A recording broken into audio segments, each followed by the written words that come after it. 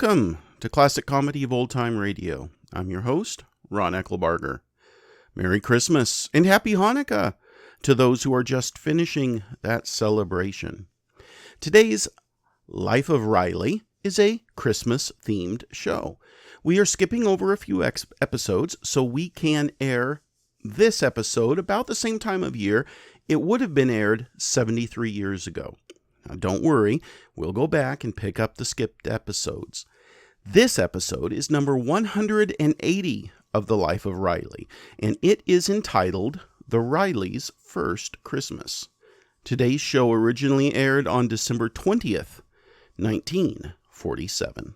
It's amazing. It's Prell, P-R-E-L-L, Procter & Gamble's new Radiant Cream Shampoo in the handy tube.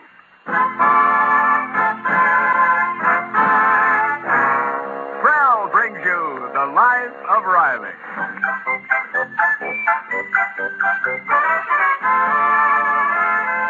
Prell, the shampoo that removes unsightly dandruff in as little as 3 minutes and leaves hair radiantly clean, radiantly lovely, presents The Life of Riley with William Bendix as Riley.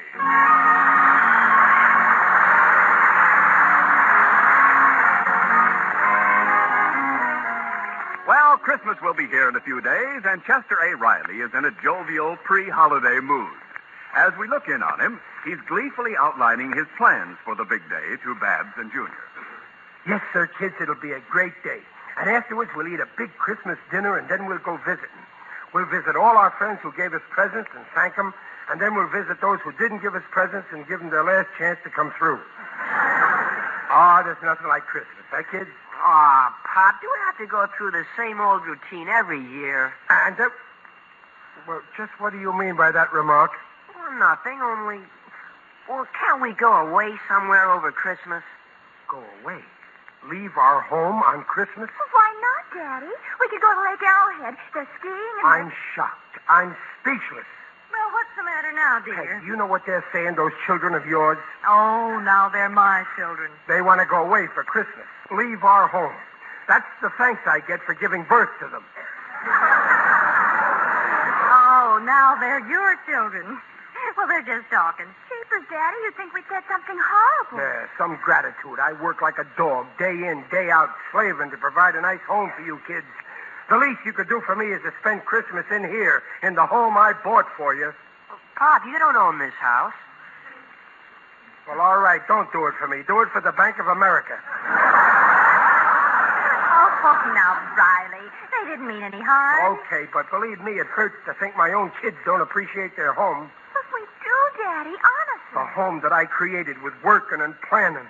Why, there's part of me in every room. You're so right, dear. I wish you wouldn't leave your clothes all over the house. Well, I'm sorry. Junior will pick them up later. You kids don't know how lucky you are. You don't know what it feels like not to have a roof over your head. But your mother and me know, don't we, Peg? Do we? I'll never forget our first Christmas after we were married. No, let me tell them. You see, I didn't have a job, so I had to swallow my pride and move in with my outlaws. Pop, you mean in-laws. To me, they'll always be outlaws. Now, Riley. Now, let me tell it my way. Well, there we were, living on charity. Why, Riley. Well, that's what your father said it was. Day in and day out, that old, your mother's father would nag at me. Nag, nag, nag. Why don't you get a job? Why don't you do this? Why don't you do that? I remember one night, just before Christmas.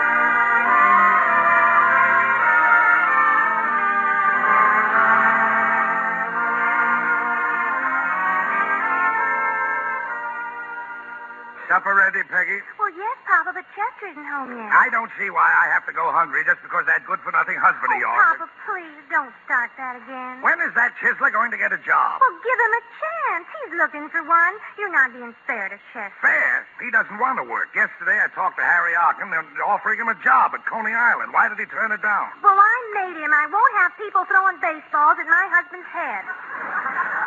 Well, I'm sure the baseballs don't like it either. Hello, Peggy. Oh, hello, Chester. Hello, Mr. Barker, sir. I'm sorry I was late. Oh. What's the matter, Chester? I got an awful headache. Oh, Chester, you took that job at Coney Island. No. I've just been walking so much. Oh, you poor dear. Shall I get you an aspirin? Yeah. Put it on a piece of bread. I'm hungry, too. Well, we'll eat in just a minute. Any luck today, Chester? No, nothing.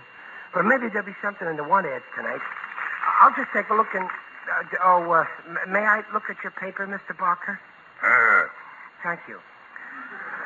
Mr. Barker, I brought you something. Oh. Oh, what, Chester? It's out in the hall. Yeah. You see? That's a big package. Yeah. I heard you say you wanted a Christmas wreath for the front door, so I got you one. Here. Oh, Chester, it's simply beautiful. Take it, Papa. It's very, You're welcome. You see, Papa, Chester does think of you. nice wreath. Big. I don't think I've ever seen a wreath as big as this. Why, you... Oh, Papa, what's wrong? Look what it says on the back of this wreath. Gone but not forgotten. Chester, why did you buy a wreath like that? Oh, I didn't buy it. I got it free from Digger Odell, the undertaker. Why, you good for nothing, giving me a wreath from a funeral parlor. But it's not the wreath that counts. It's the thought behind it. You're nothing but a lazy, shiftless loafer. Oh, Papa, please. Oh, don't mind Papa Chester. He says terrible things, but he really likes you underneath. Well, that goes for me, too. I like your father underneath. That's why I gave him a wreath. Oh, stop your soft soap. If you had any character, you wouldn't be scrounging here on charity. You'd go out and make a living for your wife. I'm not going to stand here and be insulted. I'm leaving. Go ahead, leave. Let me finish. I'm leaving as soon as I find a job. Alibis. Always alibis. You're lazy, shiftless, and you're a born sponger. One of these days, your father's going to say something that I resent. You know, I'm very sensitive. Peggy, you're crying. Oh, Chester, I just can't stand the way you and Papa are always fighting. Well, don't worry, Peg. It won't be forever. I promise this Christmas we'll be in our own apartment. I swear it. Oh, Chester, be practical. Christmas is the day after tomorrow. You haven't even got a job. Well, I'll get one. Have a little confidence in me. Gee, you'd think a guy's own wife would have a little confidence in him. Oh, but I do have confidence in you. I know you'll make good. You're sweet and ambitious and honest, and you have brains. Well, you don't have to go that far. Just have confidence. Oh, my goodness. We have to make another payment on our furniture tonight. Yeah, that's right. Only I didn't even get any odd jobs today, so I'm broke. Could you please lend me the $1 for the payment tonight, Peg? Oh, certainly, dear. Here, take $2. Oh, no. You know my rule. I never borrow more than $1 from you, and I always pay it right back with the next dollar I make. All right. Here's $1. Thanks. That makes $88 I owe you.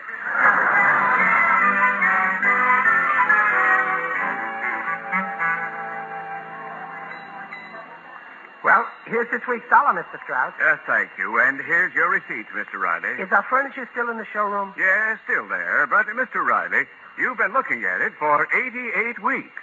Why don't you have it delivered to your home? It's yours, you know. Well, yes, we know, Mr. Oh, Strauss. we'll have you deliver it before Christmas, for sure. Fine. Come on, Peggy, let's go see our furniture, huh? Oh, it's so embarrassing, Chester, keeping our furniture here this long. Well, don't worry, Dumpler. We'll take it the minute we get our apartment, as soon as I get a job, as soon as the depression's over. There it is, Chester. Oh, it's beautiful. Hey, look at that. What nerve. What is it? That guy there in pajamas lying in our bed. Hey, get out of there, you. Oh, Chester, that's a dummy in our bed. Oh, yeah. Huh. Lucky dummy. Gee, I can just see myself there in his place. Oh, Chester, you've just got to get a job. Well, don't worry, Dumplin', I will. I'm going to go buy tomorrow morning's paper right now and follow up every ad in it. That's the way to talk, darling. Yes, sir. My head's made up. From this minute on, I'm going to be independent and not depend on nobody for nothing. Peg, let me 2 cents for a paper.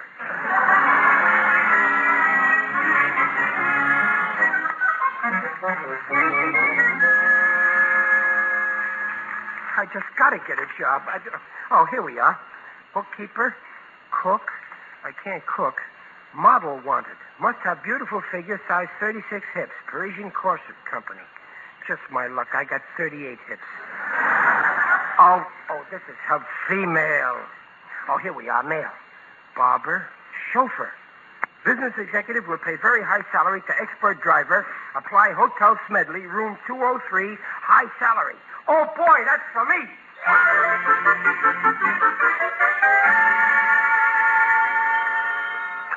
Hello? Yes, this is room 203. Okay, come on up. That was some cluck who fell for our ad. Put your coat on, Spider. You don't want him to see your holster. I don't like it, Duke. I don't see how it can work. Look, I'll explain it to you for the last time. How many bank jobs did we pull last year? 3, but... And what happens? 3 times we got a monkey behind the wheel who gets nervous and blows before we're ready for the getaway. Well, how do we know the monkey we get through this ad won't get nervous? Because when he's sitting outside the Third National Bank, he won't know it's a stick-up. He'll think we're in there transacting some business. I don't like it. I was brought up like this here. When you rob a bank, do it legitimate. We'll do it my way, Spider. Okay, Duke. Only you think we can find a jerk dumb enough for this here setup? We'll soon find out. Come in. Good evening, Mr. And Mr. Come in. Oh, thanks.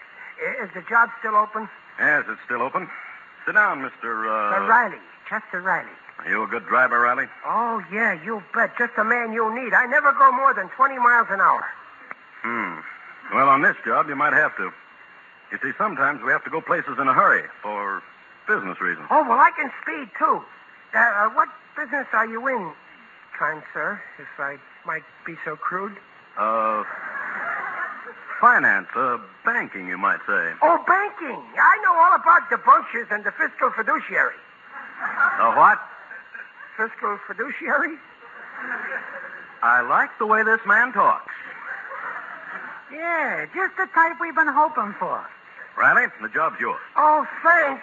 Be here tomorrow, too, Riley. I'll have the car here, and you'll drive me to the bank just before it closes. Yes, sir. I'll be... and the salary? $100 a week. 100? Oh, bless you, bless you, bless you. Okay, Riley, stop kissing my hand.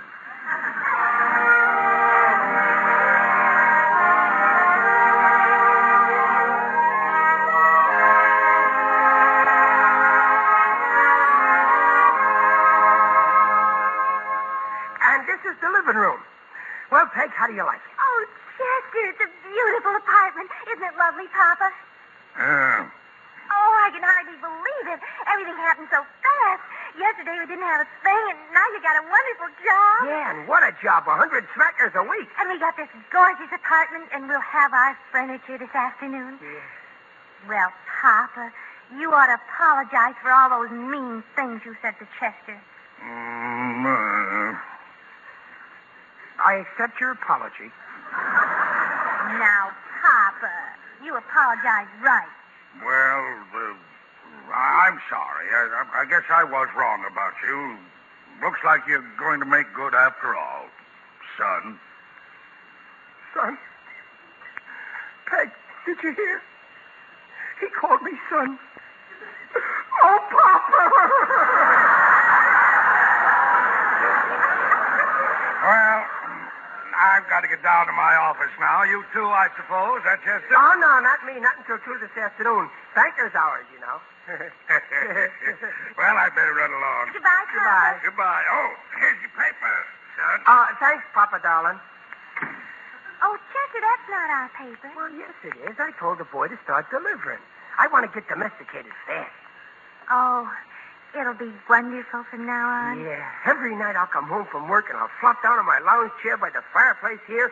Well, like this. Oh, Chester, that's only an orange crate. I know, but let's pretend. And then you put the footstool under my feet. Well, go on, do it. But there's no footstool. Oh, let's pretend. Oh, Chester. And then you sit on my lap and tell me what you did all day. Come on, sit on my lap. Oh, silly. It's 9 o'clock in the morning. I know, but let's pretend. Well, I don't mind. And then you read the paper to me. Go on, here. All right. Let's see.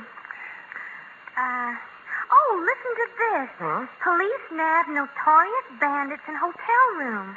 Oh, it's nice here by the fire. Last night, police arrested Duke Wagley and Spider Giffen, notorious bank robbers wanted in 10 states. Well, I got no sympathy with crooks. Any guy wants money, let him get an honest job like I did. Gee, I got a sweet boss. The pair were nabbed in their hideout, room 203, Hotel Smedley. Hey, that's a coincidence. My boss lives in the same hotel. Oh, really? Yeah, not only that, but in the very same room.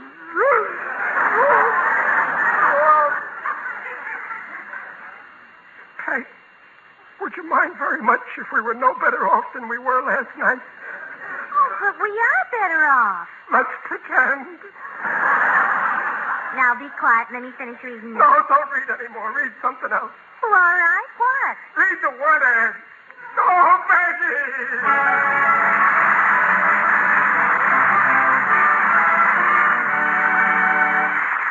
We'll hear the second act of The Life of Riley in a moment. Say, Ken, they're singing the praises of Prell, Procter & Gamble's Radiant Cream Shampoo in the handy tube. Of course, Prell's marvelous for two reasons. First, Prell leaves hair far more radiant than old-fashioned soaps or soap shampoos because Prell can't leave a dulling soap film. Prell brings out the natural radiance of your hair, leaves it soft, smooth, easy to manage. Second, Prell removes unsightly dandruff in as little as 3 minutes. Examinations by a group of doctors proved it. That handy Prell tube's marvelous, too. No messy jars, no slippery bottles. Prell's easy to use. Economical, too. So for hair free of unsightly dandruff, hair naturally radiant, get Prell, the shampoo you'll sing about. P-R-E-L-L, Prell Shampoo. Leaves hair radiant, gleaming bright. Not a bit of dandruff is in sight. Comes in a tube, handy too. P-R-E-L-L, Prell Shampoo. Buy Prell Shampoo. And now back to The Life of Riley with William Bendix as Riley. Riley is telling his children the story of how he and Mrs. Riley spent the first Christmas of their married life years ago. Well, there I was, kids, with this beautiful apartment, and the man who was going to give me the money to pay the rent was on his way to Sing Sing. Gee, that was a tough break, Pop. What did you do, Daddy? Well, what could I do? I gave up the apartment and called up the store not to deliver our furniture. So there it was, still in the showroom. And then you went back to live with Grandpa? No. After all, I had my pride. I got another apartment. A little less expensive and a little higher up, but it was home. I remember the first time I brought your mother to see me. Chester, where is this apartment? Well, only one more flight, Dumpling. But we walked 8 flights already. Yeah, but we got the penthouse. It's so high up. Suppose we have, 9 flights is awful hard on a baby. Yes, lucky we ain't babies. Oh, here we are. I'll get the key. Oh, the door's open. Oh, yeah. Why, the hinges, they're a little loose, but the landlord's going to put in a new door. Well, let's go in. I'd carry you across the threshold, but I ain't got the strength after them stairs. Watch out, there's a loose floorboard around here somewhere. Well, put on the light. Well, there's no lights yet, but the landlord's going to connect them. Oh! Good for you, Peggy. You found the loose floorboard. Did you hurt yourself, darling? Well, no, it's all right. Oh, good. Now, let's see what this door's for. Oh, well, at least there's a big closet. That's the bedroom. Oh, You don't like it, do you?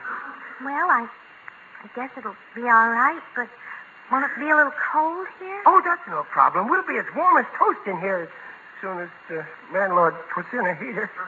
Well, when's the landlord going to do all this? Well, I don't know. He went to Florida for the winter. Chester. Look at that view we get through the skylight. The whole sky. Look, it's snowing. Oh, this is going to be a real Christmas, Dumpling. It wouldn't be Christmas without snow. But the snow isn't supposed to fall inside the house. Oh, Chester, let's want to go back to Papa. But, Peg, I thought you wanted a home of your... You're right. This is no place for you. We'll go back. So this is where you are. Papa! Oh, you shouldn't have come. We're not ready for company yet, Pop. Don't pop me, you big baboon. Have you lost your mind? Watch out for that loose... You expect my daughter to live in a hovel like this? Watch out for that You loose... have the nerve to invite the family here for Christmas? Oh, my knees. Oh, don't stand there, you idiot. Say something. Watch out for that loose floorboard. Peggy, you're coming home with me. He's right. Let's go, Peg. Not you, just Peggy. Come on. I'm not going, Papa. Peggy. No, go with him, Peg. He's right. I'm staying with my husband. Your husband is a no-good loafer. He's right, Peggy. Your husband's a no-good loafer, and I'm a witness. Go with him, Peggy. No, I'm staying with you, Chester. All right. Have it your way, but remember, you made your own bed. Now lie in it. Goodbye. It shows you how smart he is. We haven't even got a bed. Oh, Chester. Peggy, maybe you should have gone with him.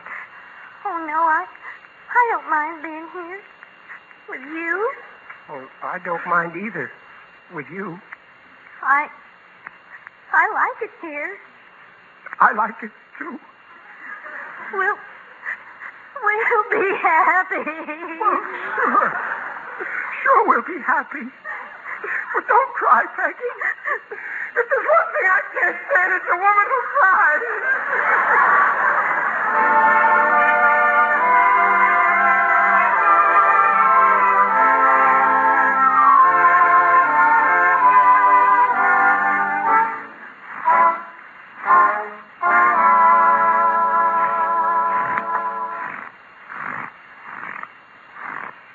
The snow is deep. Oh, I just got to get a job and a decent place to live. We can't stay where we are. I wouldn't be found dead in a place like that. What kind of place would you like? Who's that? It is I, Digby Odell, Flatbush friendly undertaker. Merry Christmas, Riley, and I'd like to wish you a Happy New Year. Happy New Year. Well, what's happy about it? Oh, look on the bright side, as I always do. As I said in a Yuletide poem I once wrote, and I quote, "'Twas the night before Christmas, and all through Odell's house, not a creature was stirring." Well, never mind the rest, Digger. Gee, things are bad. No money around. Today, the butcher said his customers walk in, look around, and walk out again. I'm lucky. My customers never walk out. Knock wood. If I could only get a job and a little place to live. We got our own furniture, but it's still in the showroom at Strauss's department store. I know the store well. Yesterday, some ruffian stole a sign from there and hung it on the door of my business establishment. Oh, I was incensed. Why? What did the sign say? This week, all our boxes will be wrapped as Christmas gifts.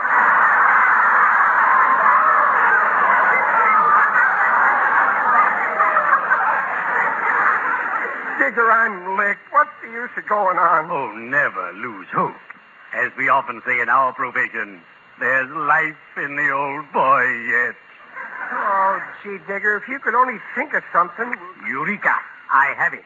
Your problem is solved. Digger, you mean, but where? How? What? Hurry, man. We've no time to lose. Oh, Digger, you saved my life. I did? Well, it's Christmas. Come along. We'd better be shoveling off. Jingle bells, jingle bells.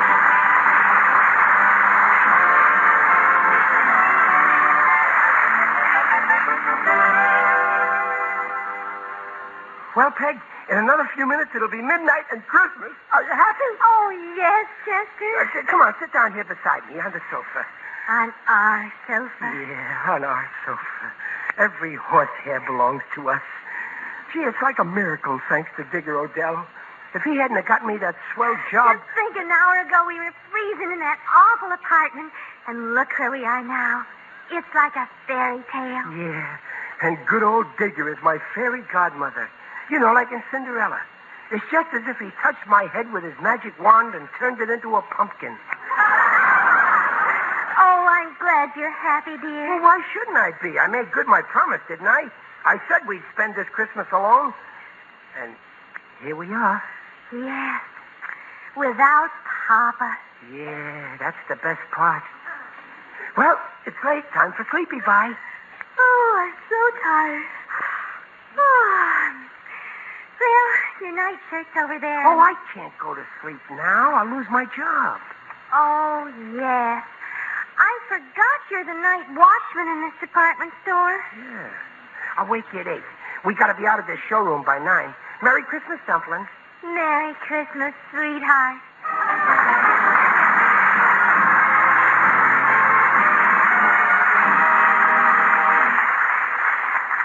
The Rileys will be back in just a moment. Everyone's going for Prell, Procter & Gamble's Radiant Cream Shampoo in the handy tube. Mrs. Jeanette Fisher of Chicago, Illinois, tells of her discovery of Prell. Thanks to Prell, I've found the answer to really glamorous hair. Prell leaves my hair so clean, so soft, so manageable, simply glowing with radiance. I'll never be without Prell. Friends, you'll go for Prell, too, once you see how quickly Prell removes embarrassing dandruff. Leaves hair radiantly clean, radiantly lovely. You'll sing about Prell, Prell shampoo. Leaves hair radiant, gleaming bright. Not a bit of dandruff is in sight. Comes in a tube, handy too. Prell, Prell shampoo.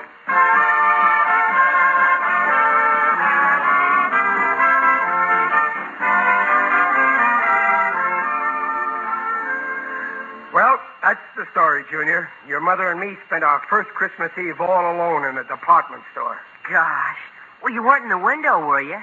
Oh, Junior, don't be a goof. Nah, and we were glad to be there. We thought we were lucky. You certainly had a tough time. Well, of course, we only stayed there one night, but the next day we got a little apartment. Yes, and I hope you kids will learn a lesson from this story. Oh, we did, Daddy. Well, sure, Pop. It's kind of crazy to want to go away when we've got a swell home. I guess we owe you an apology. That goes for me, too, Pop. No. Oh, Riley. You sounded just like my father. I did? Well, then I take it back. Merry Christmas, everybody.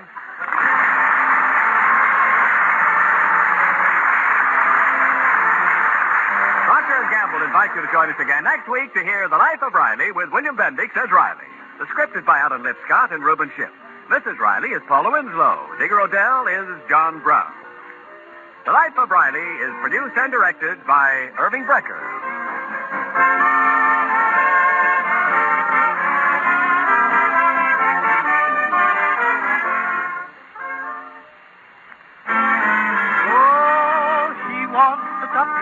Please send your questions and comments to host at classiccomedyotr.com.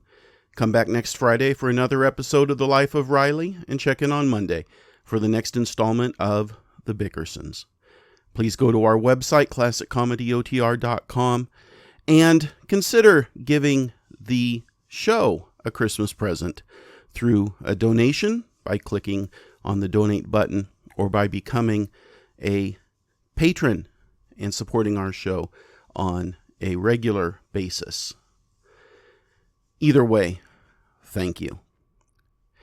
Until next time, in the words of Laura Ingalls Wilder, our hearts grow tender with childhood memories and love of kindred, and we are better throughout the year for having, in spirit, become a child again at Christmas time.